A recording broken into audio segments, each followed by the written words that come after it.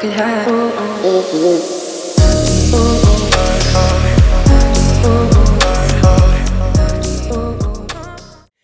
Il faut savoir que la métaphore est un outil qui est très efficace pour parler à ton inconscient et lui offrir l'opportunité de générer des changements dans le temps.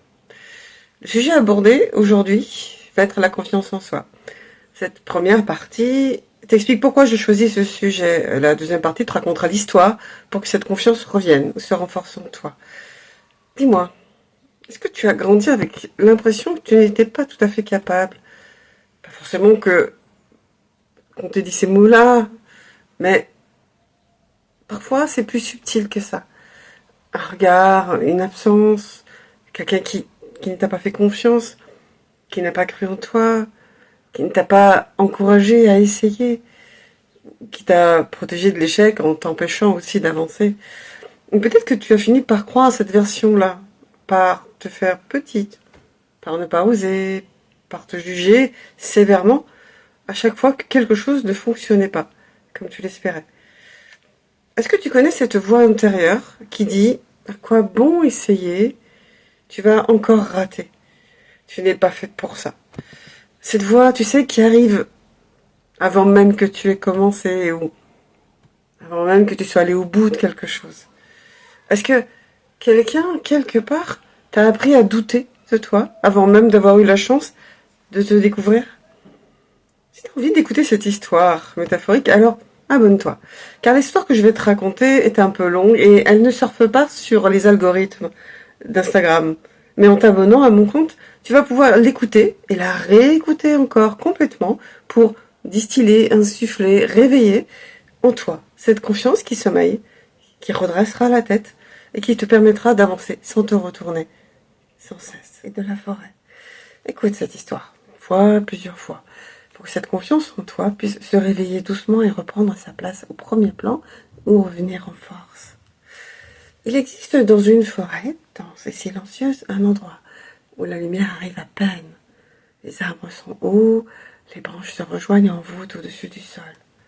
On peut y voir briller au travers des raies de lumière, et de la mousse et des fougères, des gouttes de rosée sur les toiles d'araignée.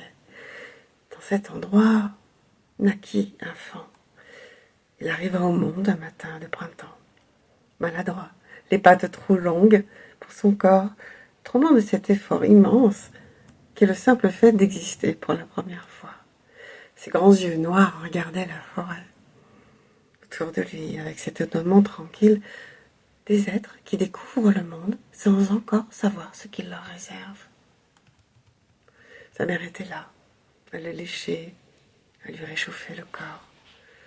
Elle le laissait trouver comment tenir debout sur ses pattes, qui ne savait pas encore ce qu'elle devait faire. Elle avait cette présence chaude, odorante, rassurante, comme celle peut l'être la présence de celle dont on est. Et puis, elle fit quelque chose que le faon ne comprit pas vraiment. Pas parce que c'était incompréhensible, mais parce qu'il était trop petit pour comprendre. Elle décida de partir.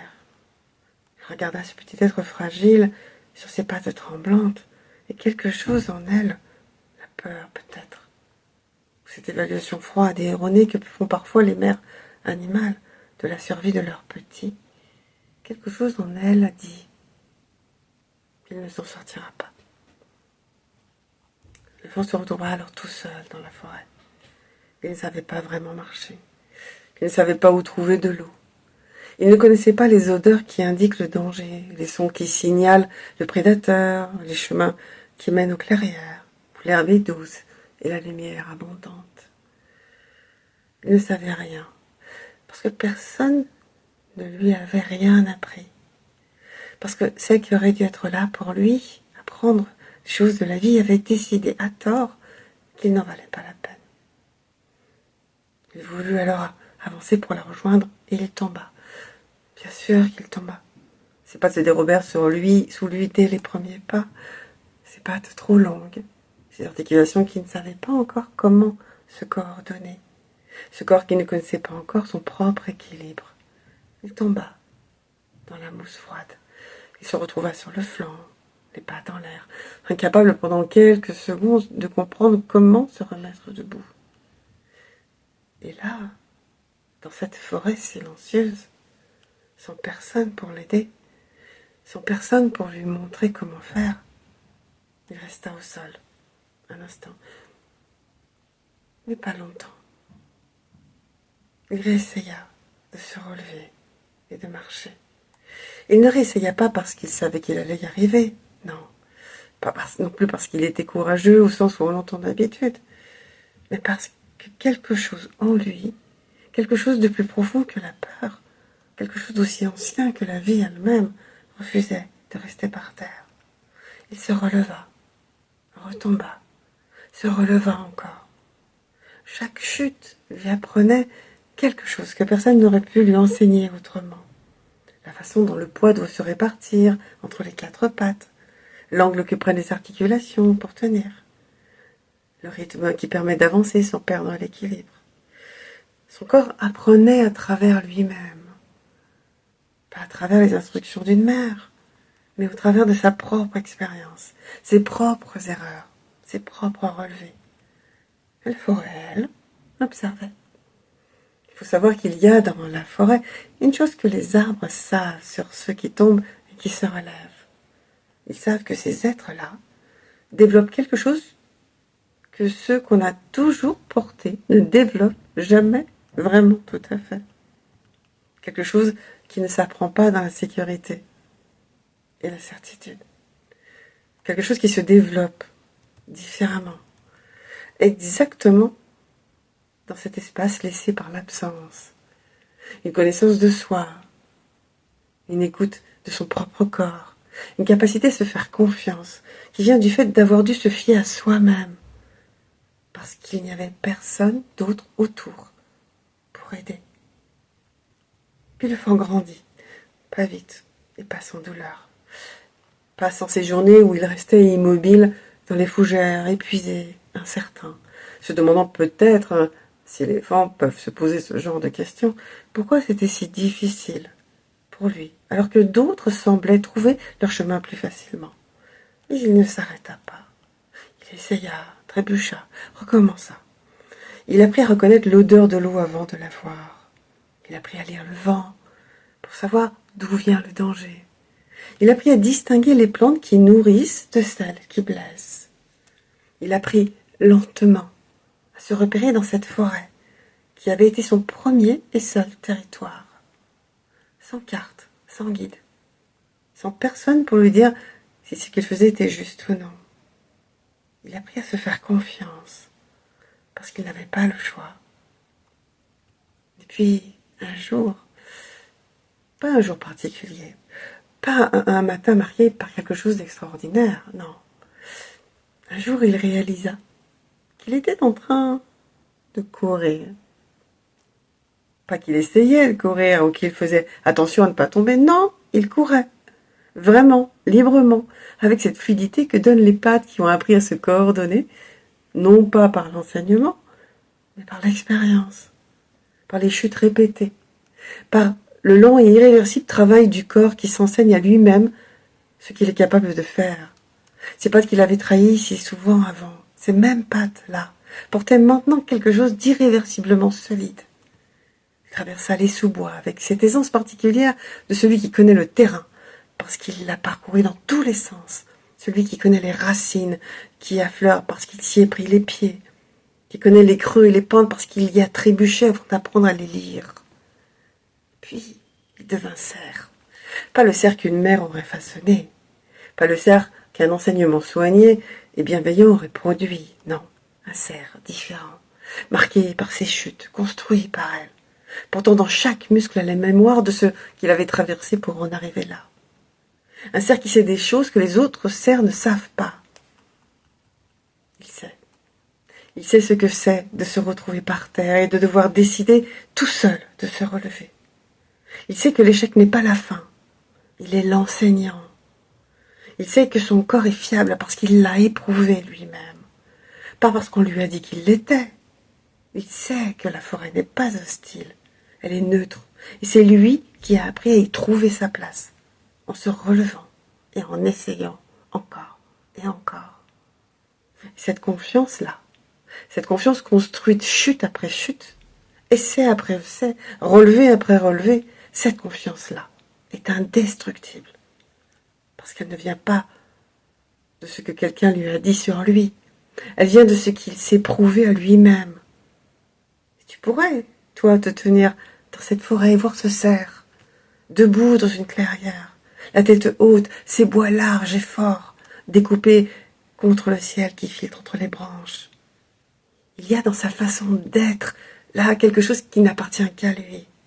Quelque chose qu'on ne peut pas donner à quelqu'un, qu'on peut seulement se gagner soi-même, à travers exactement ce qui a été traversé.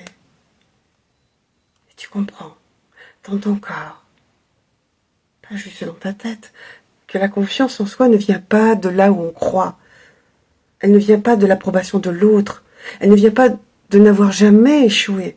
Elle ne vient pas d'avoir été portée et encouragée et protégée de toute chute. Elle vient de s'être relevée.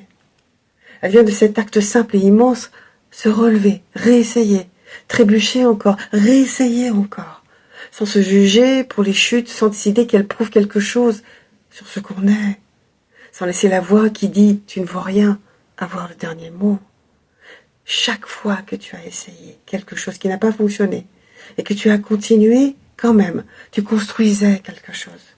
Pas de l'échec, des pattes qui apprennent à tenir. Chaque fois que tu t'es relevé d'une chute que personne n'a vue dans ce silence de la forêt, où il n'y avait que toi et la mousse froide et la décision à prendre, tu construisais quelque chose.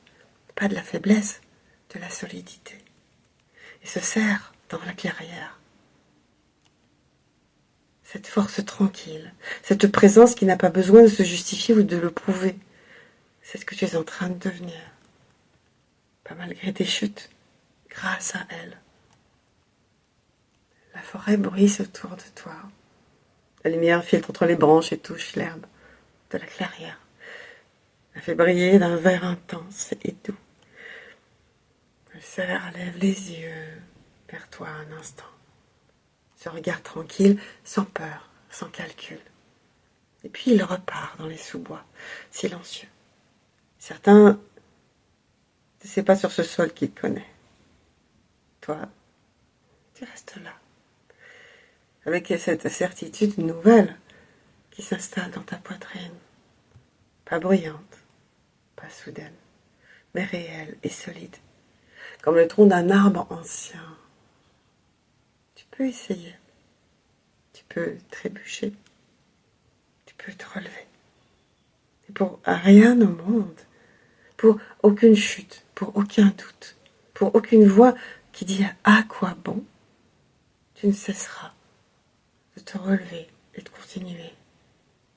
Parce que c'est ça la confiance en soi.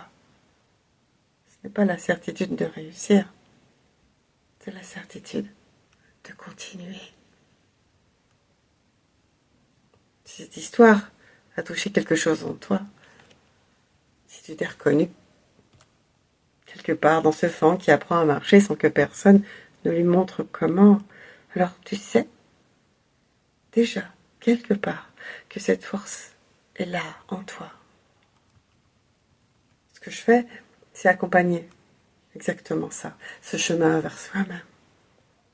Aider à défaire les croyances qui disent « tu n'es pas capable, tu n'es pas assez, tu n'aurais pas dû essayer ». Aider le corps à se souvenir qu'il sait se relever, qu'il l'a déjà fait. Ce n'est pas de la magie, c'est du travail, doux, profond, ancré dans le corps. Alors, si tu te sens prête à recommencer à te faire confiance, à essayer sans te juger, à accepter les chutes comme des enseignements, plutôt que comme des preuves de ton insuffisance, alors je suis là.